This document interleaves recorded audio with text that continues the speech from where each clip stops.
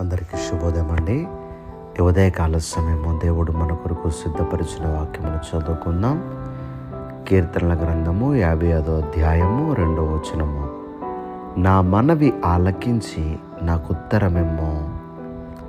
ప్రియ దేవుని బిడ్డలారా, భక్తుడైనటువంటి కీర్తనకారుడు ఈ రీతిగా ప్రభువుకి మనవి చేస్తూ ఉన్నాడు. ఏమని?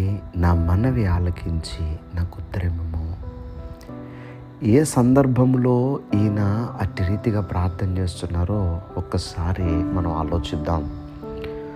4వ వచనం చూసినట్లయితే, నా గుండె నాలో వేదన పడుచున్నది, మరణ భయము నాలో పుట్టుచున్నది. దేవునిలా,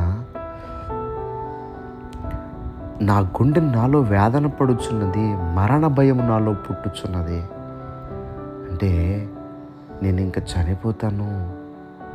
మరణ భయం అంటే ఏమిటండి? చనిపోతాను అనేటువంటి ఒక భయం ఆయన వెంటాడుతుంది. కొన్నిసార్లు నాకేదో అయిపోతుందేమో, నేను చనిపోతానేమో, ఎక్కువ కాలం నేను బ్రతకనేమో అనే ఆలోచనలు కొంతమందికి వస్తూ ఉంటాయి. కొంతమంది నాతో కూడా చెప్పటం నేను విన్నాను. ఏమనంటే, నేను చనిపోతాననేటువంటి భయం నాకు వస్తుందండి, చనిపోయే ఆలోచనలు నాలో ఎక్కువ అవుతున్నాయి అని చెప్తూ ఉంటారు. భక్తుడు అంటున్నాడు, మరణ భయం నాలో పుట్టుచున్నది అంటున్నాడు.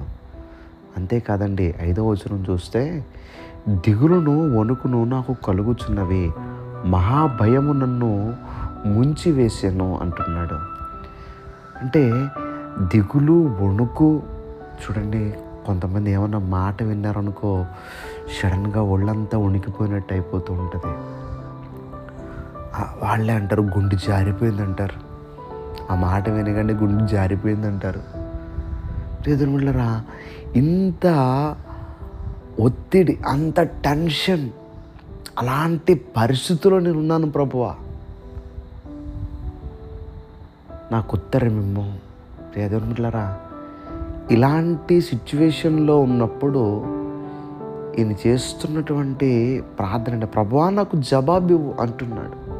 ఎందుకంటే దేవుని యొక్క శక్తి ఆయనకి తెలుసు. ఒక్కొక్కసారి మన దేవుని యొక్క శక్తి మనకి తెలిసినా మనం దిగులు పడుతూనే ఉంటామండి. ఆయన మన గతకాల జీవితంలో ఎన్ని ఉపకారాలు, మేలులు మన జీవితంలో చేసినా, ప్రస్తుతం మనకు ఎదురైన పరిస్థితిని బట్టి మనం అలా అయిపోతూ ఉంటాం. ప్రియదేవులారా, ఈ ఉదయకాల సమయంలో ప్రభు మనతో మాట్లాడుతున్నారు. నా గుండె నాలో వేదన పడుచున్నది, మరణ భయం నాలో పుట్టింది అని భక్తులు చెప్పిన రీతిగా నీలో కూడా వేదన ఉన్నదేమో, నీలో కూడా మరణ భయం ఉన్నదేమో, నీలో దిగులు ఉన్నదేమో, నీలో వణుకు ఉన్నదేమో. ప్రభువుకు మొర్రపెట్టు, తప్పక ఆయన ఉత్తరం ఇస్తాడు. నా మనవి ఆలకించి నాకు ఉత్తరమేమో అంటున్నాడు. అయ్యా, నేను ఇలాంటి పరిస్థితిలో ఉన్నాను, నా ప్రార్థన ఆలకించి నాకు సమాధానం దయచే అంటున్నాడు భక్తుడు. నీవు కూడా ఏ స్థితిలో ఉన్నావో ఆ స్థితిని ప్రభువుకి వివరించు. నేను దిగులుగా ఉన్నానయ్యా, నేను వేదనలో ఉన్నాను ప్రభువా. నువ్వు ఏ స్థితిలో ఉన్నావో ఆ స్థితిని ప్రభువుకు చెప్పుకుంటే నీ పరిస్థితిని అంతటిని కూడా దేవుడు మారుస్తాడు. 17వ వచనం చూస్తే, సాయంకాలమున ఉదయమున మధ్యాహ్నమున నేను ధ్యానించుచు మొర్ర పెట్టుకుందును, ఆయన నా ప్రార్థన ఆలకించును. దేవుడు నా ప్రార్థన ఆలకిస్తున్నారు అని చెప్పి 16వ వచనంలో, నేను దేవునికి మొర్ర పెట్టుకుందును, యెహోవా నన్ను రక్షించును. నా దేవుడు తప్పకుండా ఇలాంటి పరిస్థితుల్లో నన్ను ఉండనివ్వడు, ఆయన నన్ను రక్షిస్తారని చెప్పి భక్తుడైన కీర్తనకారుడు చెప్తూ ఉన్నారు. కనుక ఈ ఉదయకాల సమయంలో నువ్వు ఏ స్థితిలో ఉన్నా దేవుడు ఆ స్థితిలో నుంచి నిన్ను విడిపించి రక్షించునుగాక. దయచేసి ప్రార్థన చేసుకుందాం. సర్వాధికారైన దేవా, మీకు వందనములు. ఈరోజు నీ బిడ్డలు వారి పనులు ప్రారంభిస్తుండగా నీ బిడ్డల పనులకు తోడుగా ఉండి వారి అవసరాలన్నింటినీ కూడా తీర్చి మీరు ఎక్కల చాటున బిడ్డలు భద్రపరిచి నీ బిడ్డలు చేయి పట్టుకుని మీరు నడిపించమని యేసుక్రీస్తు వారి యొక్క నామం పేరట అడిగి వేడుకుంటూ ఉన్నాం మా పరమ తండ్రి. Amen, amen, amen.